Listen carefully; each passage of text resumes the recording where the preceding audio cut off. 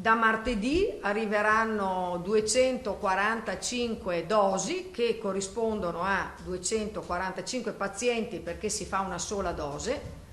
Sono le prime dosi che fornisce il Ministero. 245 dosi di monoclonali sui 4.000 autorizzati a livello nazionale arriveranno nelle prossime ore in Veneto. Questa è la novità principale sul fronte della cura al virus. 11 centri individuati nelle ULSS venete per la somministrazione delle dosi, ognuna da 1.500 euro a carico del sistema sanitario. A fare la differenza saranno però la tempestività di intervento e lo scambio di informazioni con i medici di base. Sono farmaci che, come anticipava l'assessore, dovranno essere somministrati in una fase precoce entro i 10 giorni dai sintomi, dalla comparsa dei sintomi. Meglio, molto meglio se entro 5-6 giorni dalla comparsa dei sintomi. Con l'apertura alla sperimentazione dei monoclonali si aggiorna così lo stesso protocollo farmaci, con la regione che torna su un'altra cura più volte al centro del dibattito e oggetto di frequenti fake news, quella dell'idrossiclorochina. Già il protocollo nostro di gennaio lo diceva, io lo ribadisco, nel caso in cui un medico ritenga